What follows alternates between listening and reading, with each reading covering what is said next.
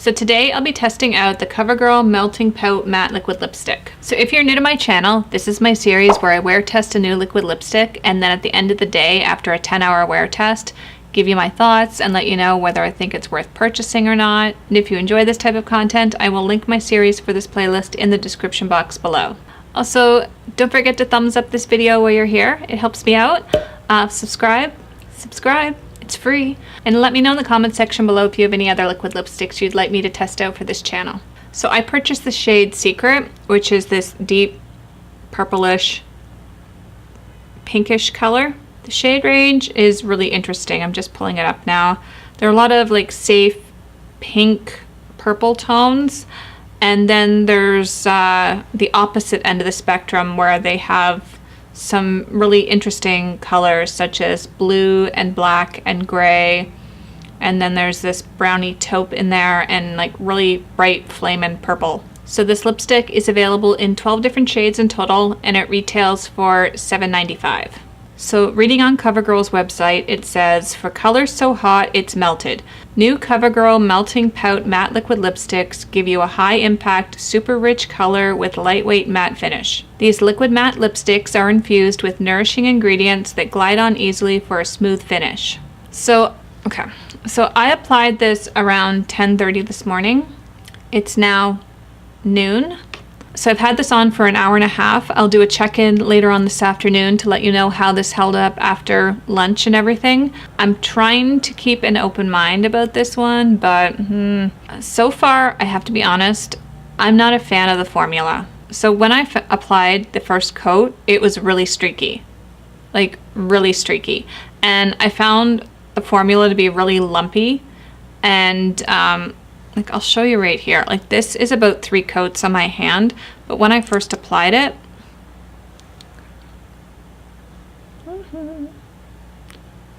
see how light that is in comparison to the swatch on the other side. So it's not very pigmented. So like I said, this is about 3 coats on my lips to get this color, and I don't know, to me after it's dried down, it looks kind of lumpy and cracky on my lips. It's just not comfortable. It has kind of a crusty feel to it. And also this one has a very obvious fragrance to it. It kind of smells like vanilla. I don't know, it just kind of reminds me of Bonnie Bell lip smackers back in the day that have that really weird vanilla smell to it.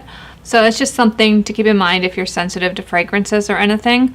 I don't know, it's just one more thing that I'm not a fan of, especially with a lipstick. It's right below my nose. I don't need a product that reeks like vanilla. So that's where I am right now. I'm not a big fan of the product, but we'll see. I'm trying to give it a chance. So I'm gonna go on with my day. I'm gonna go have some lunch, and then I will check in with you in 5 hours and let you know this has been holding out. So it's now 3:29.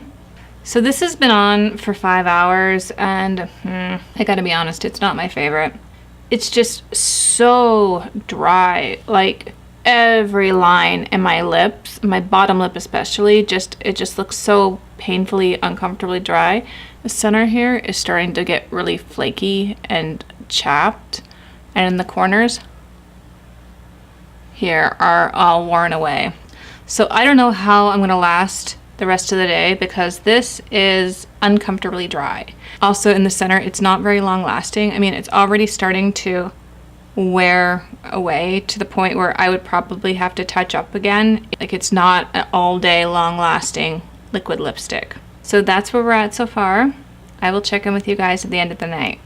So the time is now 6:02. I know it's only been a few hours since we last checked in, but I can't take it anymore. I have to get this stuff off my mouth. This stuff is so drying. I'll zoom you guys in a little bit just so you can see the center of my mouth. It's just really dry and cracked in the middle there. Usually the corners are the first to wear away. That's not that unusual. But in my case, it's all in the center up here, and even a little bit on the top up here. And it's all dry and cracky and gross, and I need to get it off. It's just super uncomfortable, and it's time. It's time for it to come off. So for me, the formula was definitely not my favorite. There are other liquid lipsticks at the drugstore with a much better formula and for the exact same price. So that's my take on this one. So I hope you enjoyed this video. If you did, please give it a thumbs up. Don't forget to subscribe before you leave. Thank you so much for watching, and I will see you next time. Bye!